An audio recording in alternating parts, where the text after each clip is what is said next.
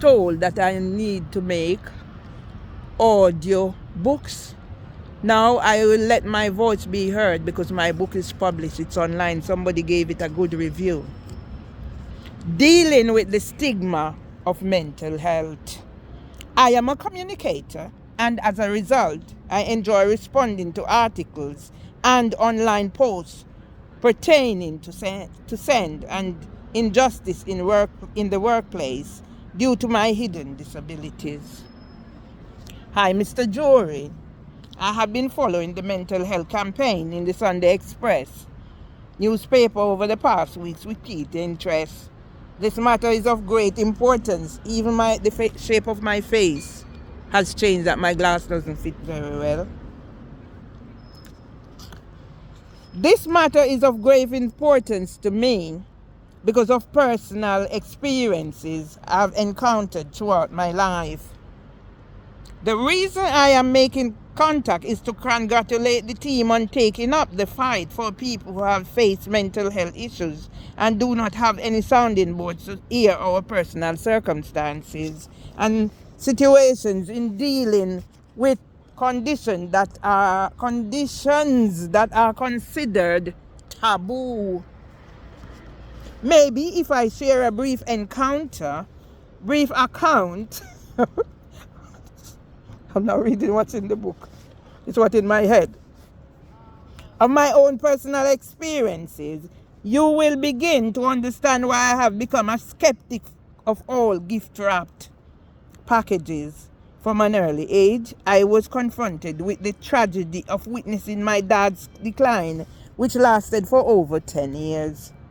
He had Parkinson's disease along with other health conditions. However, it was the Parkinson's that caused my family the most concern, as it affected every aspect of the family's welfare. I can recall his shakes at the beginning until his total loss of mobility and everything else that is eventually destroyed because of the deterioration in his health. As a teenager, I began to question my faith, asking why my dad, who had lived and served God, had to suffer so much. The onus was left on my poor mom to take the reins of responsibilities that were once my dad's, as well as her own job as a mother. In the end, my mom was faced with caring for my dad and her mother, who died within a month of each other. My dad and granny died within a month of each other, and they both were reliant on mom. My granny eventually succumbed to one of her many strokes and died of a broken heart after her son was brutally murdered 2 years before. Imagine my own devastation when I realized my dad's condition was hereditary, and from an early age I began to display some of the signs and symptoms of Parkinson's disease. To cut a long story short, I immediately had to alter my life, and I know I was prevented from achieving my full potential because of my DNA, over which I had no say. Therefore, with time, I learned to adapt to my condition and refuse to become a victim, and have always been aware of my limitations. However, I recognized I had problems with my family situations and was only able to give it a name, depression, after coming to the UK and decided to take up studies to improve my prospect of securing gainful employment. To make a better life for myself, I always joked about the fact that I managed to pick up all the defects from both sides of my family.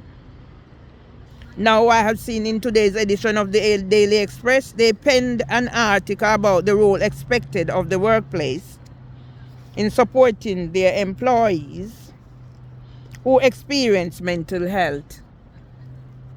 My arguments are totally against sharing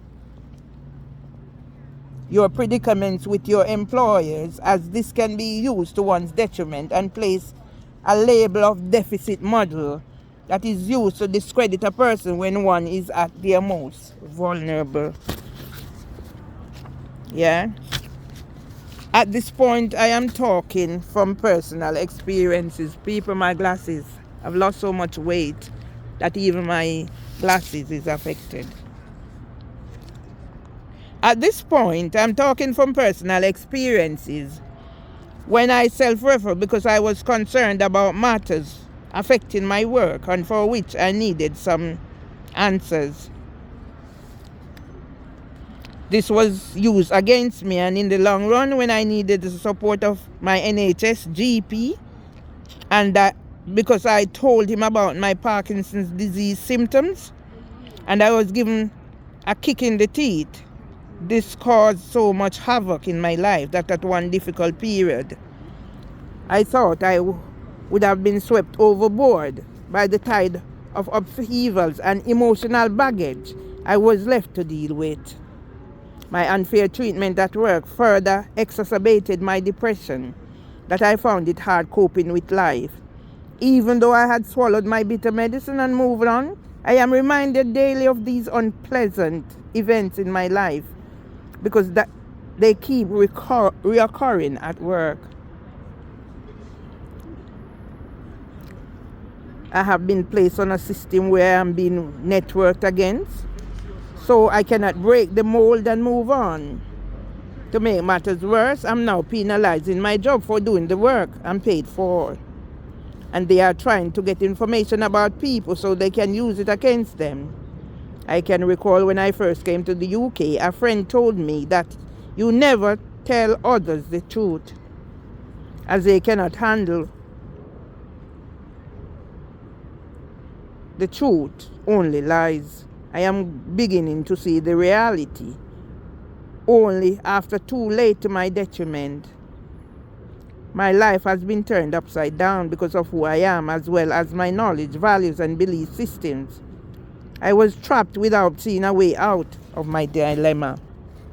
Although I will continue following your campaign, I cannot help but say I will continue to hold my opinions and keep them to myself.